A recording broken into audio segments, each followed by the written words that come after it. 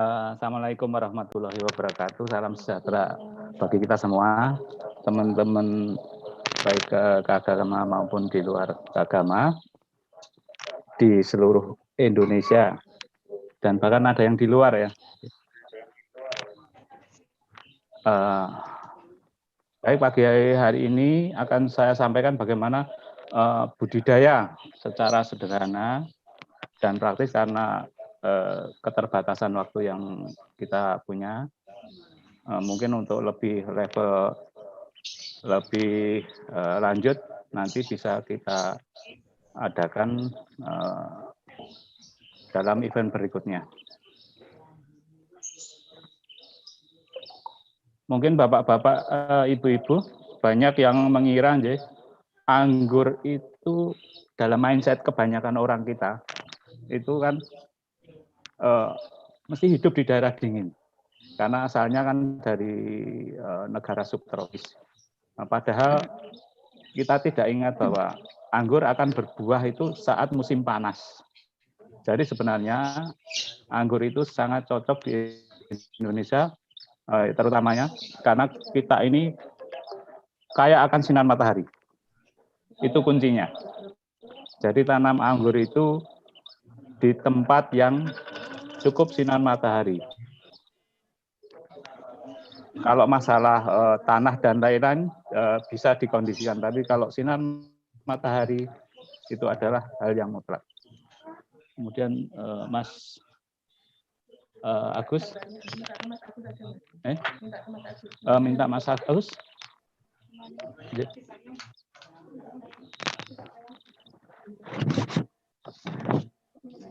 Nah, apa yang kita persiapkan untuk dapat menanam anggur, utamanya adalah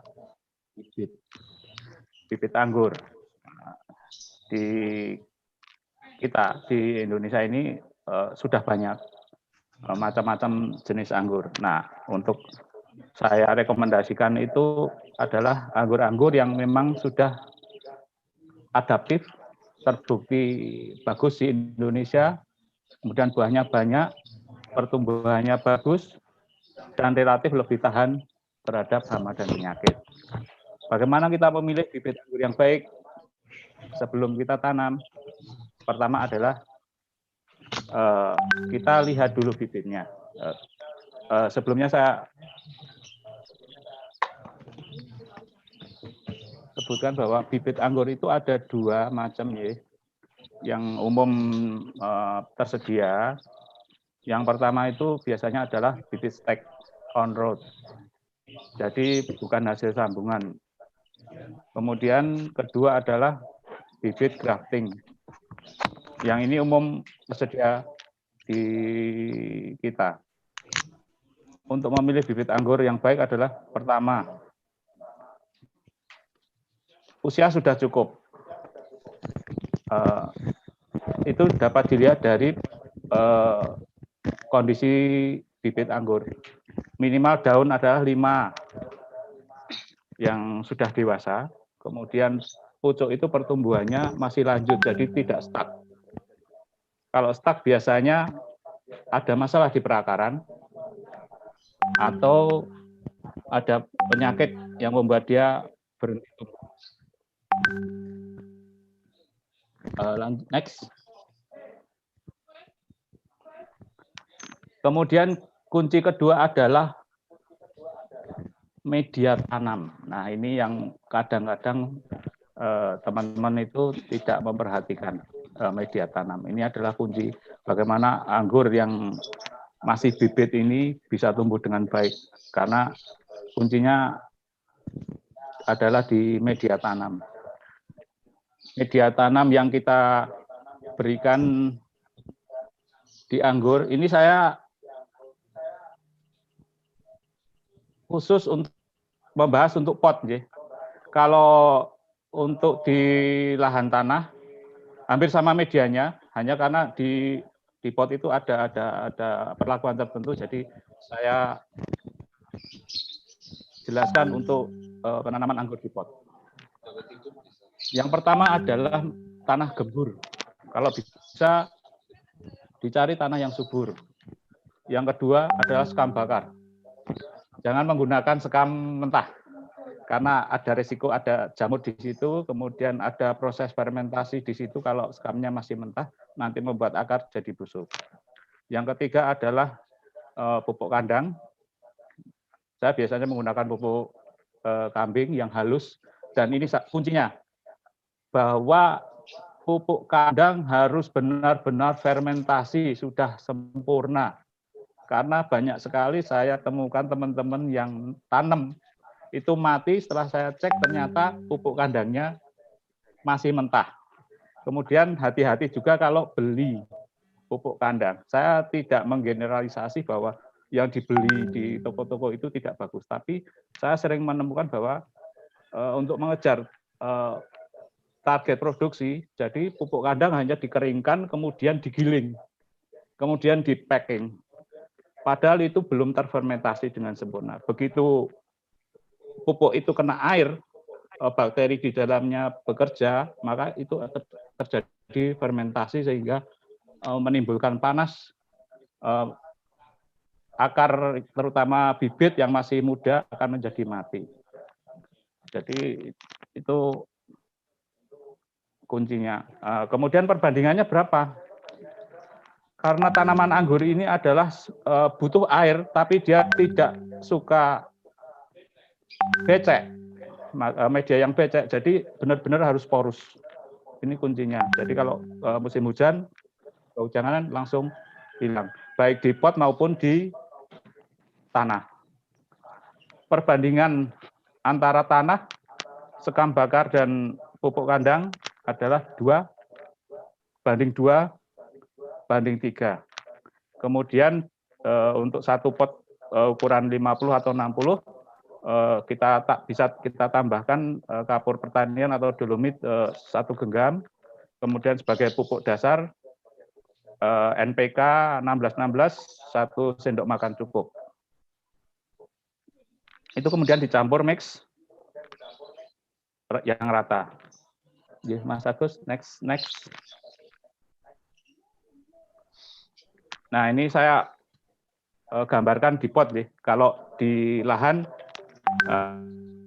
kita perlu membuat lubang tanah minimal ukuran 70 kali 70 dalam 60 atau 70. Tapi kalau di pot, ukuran minimal pot adalah diameter 50 cm. Atau kalau misalnya di potnya nanti diletakkan di dak atau yang bawahnya itu adalah cor-coran, lebih baik yang lebih besar sekalian, di atas 60. Jadi tidak perlu ganti. Kalau yang meletakkan pot di atas tanah itu masih akar masih bisa tembus, jadi tidak masalah. Yang kita sediakan adalah pot ukuran 50 atau 60, tergantung, atau planter bag juga bisa. Kalau pot kita sediakan genting, kalau ada genting yang model lama, jadi genting yang agak melengkung. Ini fungsinya apa? Setelah dipecah, dia masih melengkung. Itu akan untuk menutup lubang di dasar pot. Tetapi dia tidak menyumbat lubang itu. Jadi air masih bisa mengalir dengan baik. Setelah diratakan seperti gambar nomor 4, next Mas Agus.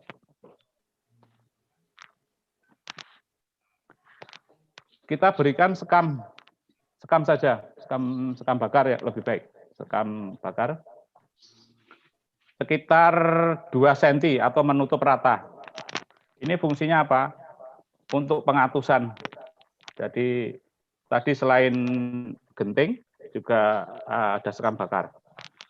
Setelah rata dengan sekam bakar, berikutnya Mas Agus, next gambarnya.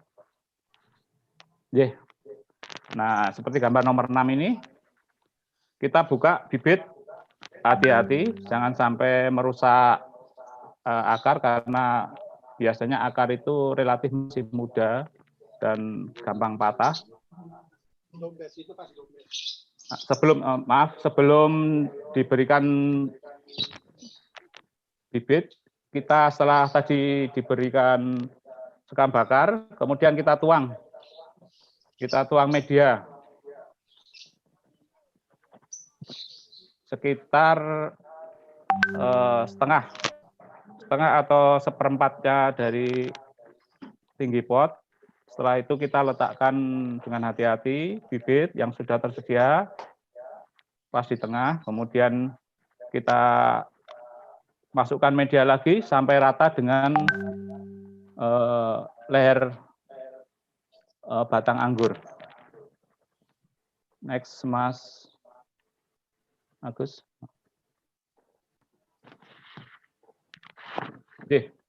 Nah, ini yang gambar 8 ini adalah contoh tanaman yang sudah sekitar umur 3-4 bulan. Itu namanya kita batang utama. Nah, di anggur, di setiap ruas akan selalu tumbuh namanya adalah tunas lateral. Tunas lateral itu akan tumbuh seperti gambar nomor 8A.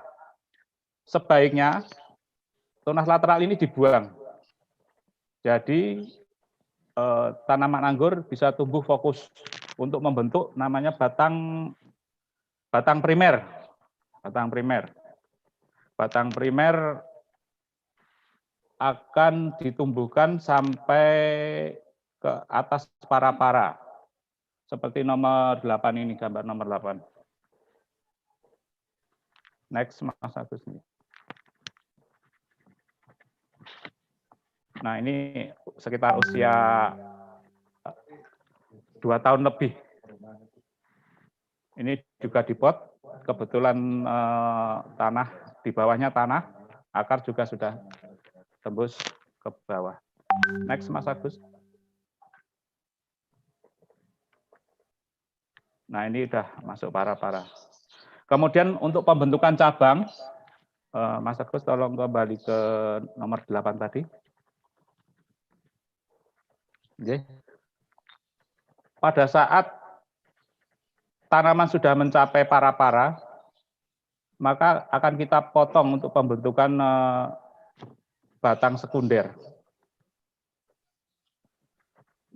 Nanti akan tumbuh 2 batang biasanya dari tunas yang asli, bukan dari tunas lateral. Itu kita akan pelihara sampai sekitar 1 meter atau kurang, nanti dipotong ujungnya agar menjadi cabang lagi. Jadi prinsipnya di tanaman anggur yang di para-para itu adalah kita membentuk cabang agar para-para itu penuh, rata. Jadi tidak ada prinsip harus berapa senti atau berapa meter, karena masing-masing para-para kita bentuknya macam-macam. Mungkin bapak-bapak ada yang para-paranya panjang karena lahan sempit, ya. Itu bisa dibikin memanjang, atau dipotong, yang satu dipotong pendek, yang satu dipotong agak panjang. Jadi dia akan memenuhi. Next, Mas Agus. Next. Nah, ini adalah contoh yang sudah buah. Nah, bagaimana kita bisa membuahkan anggur? Tanaman anggur usia sekitar 1 tahun dengan perawatan yang benar dan tidak ada serangan hama penyakit, insya Allah akan sudah penuh di para-para.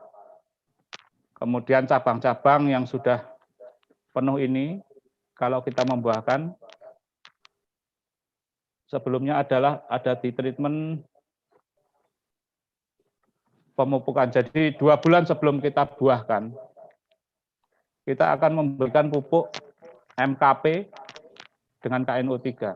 Jadi 1 minggu sekali kita akan berikan pupuk NKP dan KNO3 selang-seling. Jadi dengan dosis 1 atau 2 sendok makan MKP atau NO3 dilarutkan ke dalam 5 liter air, kemudian kita siramkan setiap minggu sekali atau 5 hari sekali, selang-seling dengan KNO3. Kemudian setelah kira-kira 2 bulan dari treatment awal, kita akan memotong ujung ranting atau cabang.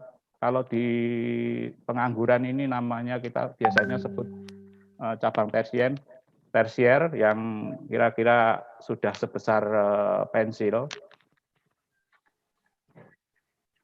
Pemotongan biasanya kalau sayap disesuaikan dengan besar batang. Jadi kalau batangnya besar kita potong, kalau yang kecil-kecil biasanya saya pangkas habis karena mengganggu pertumbuhan.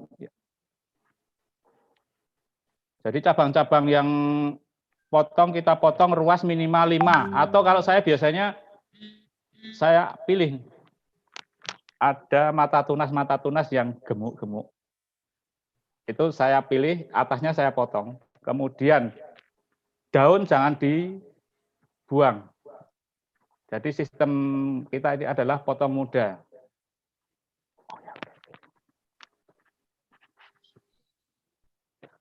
Saya kira saya cukupkan dulu karena memang waktunya terbatas. Kita akan bahas nanti. Bahas lebih lanjut lagi. Tadi belum saya sampaikan masalah pemupukan juga. Pupuk selanjutnya. Ya, terima kasih, nanti saya